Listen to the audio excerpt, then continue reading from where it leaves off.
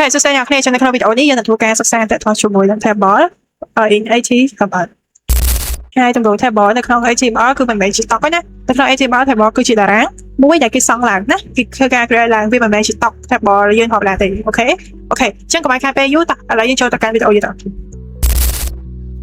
អូខេចឹងសម្រាប់ table នៅក្នុង HTML ខ្ញុំអាចធ្វើការបង្ហាញអ្នកនរគ្នាត្រួសត្រាសបានចឹងតើអ្នកនរគ្នាមើលបានតើជាមួយនឹង example នេះបែបនេះបានអូខេចឹងសម្រាប់ table យើងមើលឃើញថាវាមានទៅលើ company contact ហើយ country តែ table ភាគច្រើនគេប្រើប្រាស់វាសម្រាប់ធ្វើការដាក់ទៅលើក្នុងឯកសារផ្សេងៗដែលគេចង់ធ្វើការ display ឲ្យ audience មើលឃើញហើយទៅលើ table គឺភាគច្រើនគឺមានទៅតាមធនាគារគឺគេតែងតែតាក់ទងជាមួយនឹងតម្លៃ exchange rate តាក់ទងជាមួយនឹងត្រាងប្តូរប្រាក់ផ្សេងៗតែតែមាន table អញ្ចឹងទេតាក់ទងជាមួយនឹង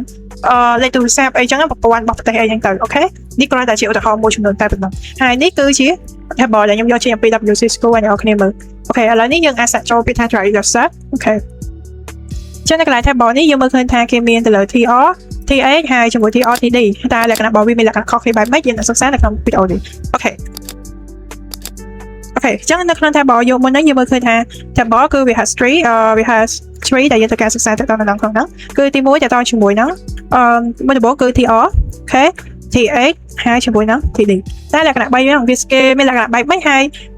តើគេសិក្សាយកវាមកធ្វើអីគេនៅក្នុង HTML របស់យើងអូខេអញ្ចឹងកុំឲ្យខាតពេលយូរឥឡូវនេះយើងនឹងធ្វើការសិក្សាអូខេអញ្ចឹងឥឡូវនេះខ្ញុំធ្វើការវាយពីថា table មួយនៅក្នុង HTML អ្នកគ្នាធ្វើការ enter ហើយនៅក្នុងការសរសេរទៅលើ table បានអ្នកគ្នាត្រូវសរសេរតាមរបស់ខ្ញុំបែបហ្នឹងវាថាអ្នកគ្នាត្រូវការសរសេរទៅលើ table chung សិនបន្តមកអ្នកគ្នានឹងត្រូវសរសេរពាក្យថា TR បែបនេះអូខេ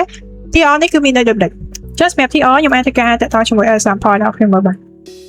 ក្នុងនេះអ្នកគ្នាបានមើលឃើញដែរគឺនៅក្នុង HTML គេថា TR tag TD and CH add a core building block using inside a table tag to structure data into rows and columns ចាំមានថាទៅលើ tag ដើម្បីនេះគេប្រើប្រាស់វាសម្រាប់នៅក្នុង table ណាហើយគេប្រើវាក្នុងការធ្វើការបង្កើតទៅលើ structure data ដែលមានតែនឹងជួរឆហើយជាមួយនឹងជួរដេកហើយសម្រាប់ CR tag មកពីពាក្យថា table row អូខេវា define the horizontal row of cell each act as a container for header or data cell អូខេមានថា data cell វាតាក់ទងជាមួយនឹង tag វាមួយបែបនេះ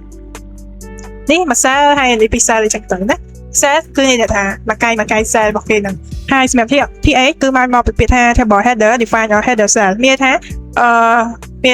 គឺនេះ header cell គេថាវានៅលើនេះអូខេគេប្រើវាលក្ខណៈបែបហ្នឹងអូខេហើយគេ usually for column or row title by the default browser display the text as a bold and centric អូខេចាំមានថាគេប្រើប្រាស់វាពីច្រើននៅក្នុង column ហើយជួដេកជួឆអញ្ចឹងទៅហើយ by the default ជាទូទៅហើយនៅក្នុង browser អញ្ចឹងទៅណាហើយមានលក្ខណៈរបស់វាគឺលក្ខណៈជា bold មានថា solid អូខេចំណែក TD វិញគឺវាជា table data វា define the standard data set that hold the actual content ហើយ tag link image ចឹងទៅ by default this tag is regularly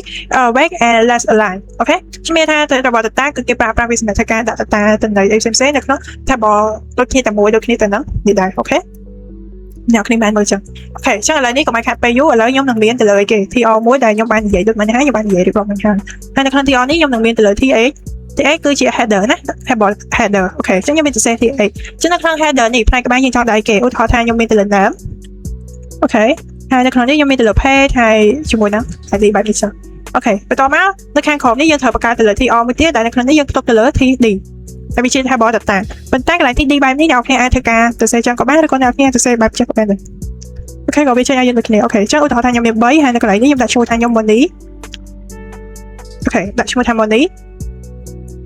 ហើយនៅកន្លែងនេះខ្ញុំដាក់ឈ្មោះអីគេកន្លែងហ្នឹងមិនមែនជាឈ្មោះណាវាជា page របស់យើងអញ្ចឹងខ្ញុំជា female វាថា ស្រីអូខេ ID របស់ខ្ញុំគឺ001បែបនេះចុះអូខេដូចអ្នកគេទៅការ master យកពី open with server